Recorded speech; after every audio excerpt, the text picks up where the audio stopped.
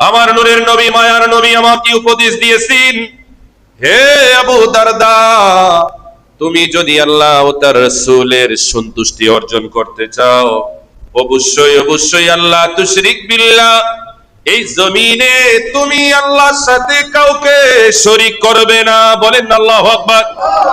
শুধু তাই নয়, তোমাকে যদি কেটে টুকরো টুকরো করে ফেলা হয়, এটার জন্য যদি তোমাকে পুড়িয়েও ফেলা হয়, তারপরও শিরিকের মতো এত একটা বড় গুনাহ করা যাবে না।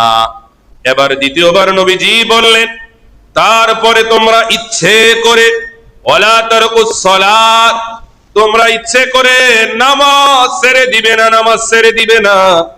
কেননা ইচ্ছে করে যে ব্যক্তি নামাজ ছেড়ে দেয়, সে আল্লাহ পাকের নিরাপত্তা থেকে সে মুক্ত হয়ে যায়, আল্লাহ তাকে ছেড়ে দেয়।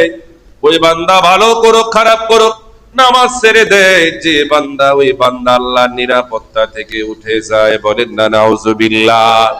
আল্লাহ যাকে নিজ দায়িত্ব থেকে মুক্ত করে দেয়, ওই বান্দার কপাল কি জান্নাতি না জাহান্নামী? জাহান্নামী। এজন্য আমরা আল্লাহ তাআলা রহমতের ছায়া তলে থাকতে চাই কি চাই না? এজন্য শিরিক ছেড়ে দিতে হবে।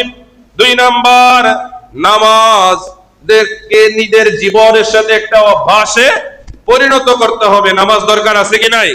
ব্যবসা করেন নামাজ পড়েন, চাকরি করেন নামাজ পড়েন, দুনিয়ার সকল কাজ করেন, যে অবস্থায় থাকেন নামাজ পড়েন, বরকত দিবে কে? আল্লাহ। জোরে বলেন সুবহানাল্লাহ। এই নামাজ আমাদেরকে আল্লাহ পাকের জান্নাত পর্যন্ত পৌঁছে দিবে। নবীজি মেরাজ করে সর্বশেষে আল্লাহর কাছে আমাদের জন্য নামাজ নিয়ে এসেছেন। কিভাবে নিয়ে এসেছেন? নবীজি বলেছিলেন, আল্লাহ আমার তো মেরাজ হলো, আমার উম্মতের কি হবে? আমার উম্মত কি আপনাকে দেখবে না?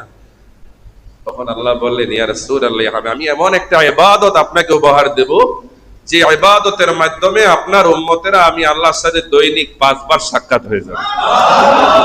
সেটা কি? নামাজ। সালাতু মিরাজ।